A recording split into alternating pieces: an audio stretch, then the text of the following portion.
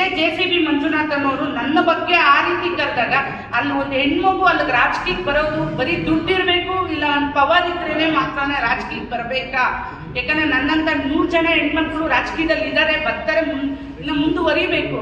ಇಷ್ಟು ಸ್ಟ್ರಾಂಗ್ ಆಗಿ ಮಾತಾಡಲಿ ಅಂತ ನಾನು ಯಾವುದೇ ಭಯ ಬೆಳೆದಿರ ಮಾತಾಡಬೇಕು ಅನ್ನೋದಕ್ಕೆ ಧೈರ್ಯವಾಗಿ ಇಂಥ 100 ಜನ ಹೆಣ್ಮಕ್ಳು ಬಂದಾಗ ಅವ್ರಿಗೆ ಯಾವುದೇ ಈ ರೀತಿ ಒಂದು ತೊಂದರೆಗಳು ಕೊಡಬಾರ್ದು ಅನ್ನೋ ಒಂದು ಕಾರಣಕ್ಕೆ ನಾನು ನಿಮ್ಮೆಲ್ಲರ ಸಹಕಾರಗಳಿಂದ ಈ ಒಂದು ಪ್ರೆಸ್ ಮೀಟಿಂಗ್ ಕರೆದು ನಾನು ಹೇಳ್ತಾ ಇದ್ದೀನಿ.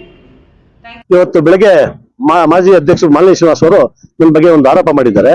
ಅದು ಸತ್ಯಕ್ಕೆ ಸುಳ್ಳು, ದೂರವಾದದ್ದು. ಕಾರಣ ಏನಂದ್ರೆ ಒಂದು 20 ದಿವಸಗಳ ಹಿಂದೆ ಫೀಲ್ಡ್ ಬ್ಯಾಂಕ್ ಚುನಾವಣೆ ಬಂತು, ಆಮೇಲೆ ನಮ್ಮ ಗ್ರಾಮ ಪಂಚಾಯತಿ ಚುನಾವಣೆ ಬಂತು.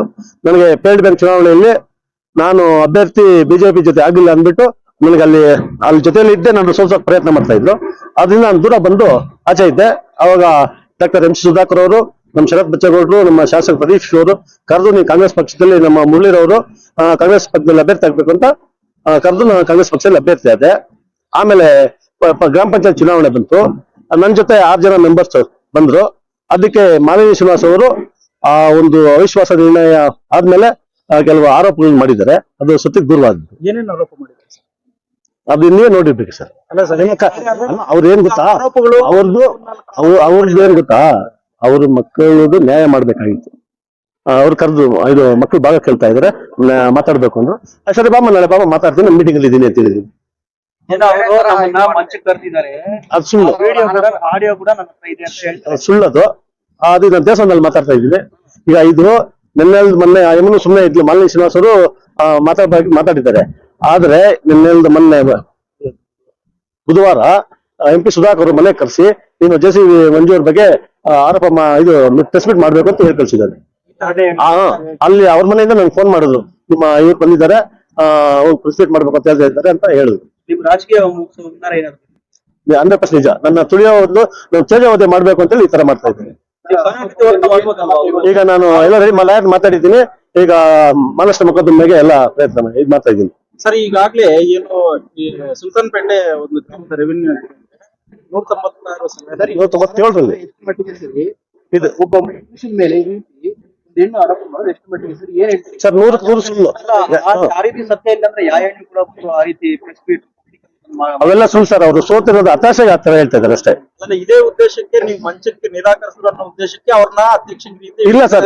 ಈಗ ಅವ್ರ ವಿಶ್ವಾಸ ಅಧ್ಯಕ್ಷರಾಗಿ ಅವ್ರ ವಿಶ್ವಾಸ ಉಳಿಸ್ಕೊಳ್ಳಿಲ್ಲ ಅಂದ್ರೆ ನಾನೇನ್ ಮೆಂಬರ್, ಅವ್ರ ವಿಶ್ವಾಸ ಉಳಿಸ್ಕೊಳ್ಳಿಲ್ಲ ಅಂದ್ರೆ ನಾನೇನ್ ಮಾಡ್ಲಿ? ಭ್ರಷ್ಟಾಚಾರಕ್ಕೆ ನಾವು ಕೈ ಜೋಡಿಸಿಲ್ಲ ಅನ್ನೋ ಒಂದು ಉದ್ದೇಶಕ್ಕೆ ಇವೆಲ್ಲ ಅದು ಅವ್ರ ಪಂಚಾಯತಿ ಅವ್ರ ಸಮಸ್ಯೆ ಸರ್. ಪಂಚಾಯತಿ ಮೆಂಬರ್ಸ್ ಅವ್ರು ಸೇರ್ಬಿಟ್ಟಿದ್ದು. ಈಗ ಈಗ ಅವರು ಇದು ಮಾಡಿರೋದು ಒಬ್ಳೆ. 3ನೇ ವ್ಯಕ್ತಿ ಏನಾದ್ರು ಮಾತಾಡಿದ್ರೆ ಅದಕ್ಕೆ ನಾನು ಇದು ಕೊಡ್ತಾ ಇದ್ದೆ. ಇದು ಪ್ರೆಸ್ ಮೀಟ್ ಮಾಡಿದ್ದು ಒಬ್ರೆ.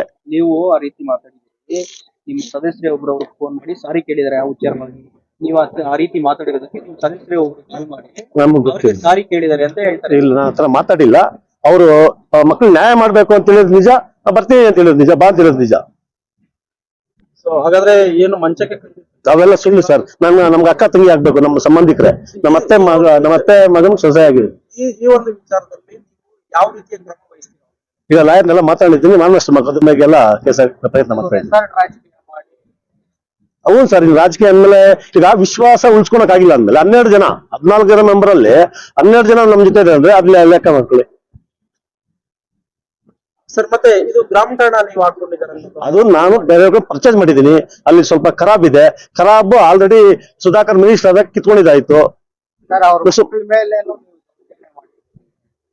ಸರ್. ದೌರ್ಜನ್ಯ ಅಂದ್ರೆ ಬುದ್ಧಿ ಹೇಳತ್ತಪ್ಪ. ಬುದ್ಧಿ ಅವ್ರ ಬಗ್ಗೆ ಏನ್ ಮಾತಾಡ್ ನಾವು ಹೇಳ್ಬಾರ್ದು, ಸುಮ್ಮನೆ ಅವ್ರಿಗೆ ತೊಂದರೆ ಆಗ್ತದೆ. ಬುದ್ಧಿ ಹೇಳತ್ತಪ್ಪ. ಸುಧಾಕರ್ ಅವರು ಅವ್ರಿಗೆ ಹೇಳಿ 197ರಲ್ಲಿ 5 ಎಕರೆ 10 ಗುಂಟೆ ನಾನು ಪರ್ಚೇಸ್ ಮಾಡಿರೋದು. ಅದರಲ್ಲಿ ಖರಾಬ್ ಇದೆ 1 ಎಕರೆ. ಯಾರಿಂದ ಪರ್ಚೇಸ್? ರೈತರಿಂದ. ಯಾವಾಗ ಸರ್ ಪರ್ಚೇಸ್ ಮಾಡಿ? ಇದು 15 ವರ್ಷ ಆಯ್ತು. ಮತ್ತೆ ಗ್ರಾಮ ಠಾಣ ಹಾಕೊಂಡಿದ್ದಾರೆ ಅಂತ ಒಂದು ಆರೋಪ. ಖರಾಬ್ ಅಲ್ಲ, ಗ್ರಾಮ ಠಾಣ ಅಂತ ಹೇಳಿದ್ರು. ಖರಾಬ್ 197 ಖರಾಬ್ ಬಫರ್ ಜೋನ್ ಬರುತ್ತೆ. ಆಗ ಆಲ್ರೆಡಿ ಸುಧಾಕರ್ ದ್ರಾಕ್ಷಿ ಹಾಕಿದ್ದೆ. ದ್ರಾಕ್ಷಿ ದಂಡನೆಲ್ಲ ಒಡಿಸಿ ಕ್ಲಿಯರ್ ಮಾಡೋದು. ಯಾರು?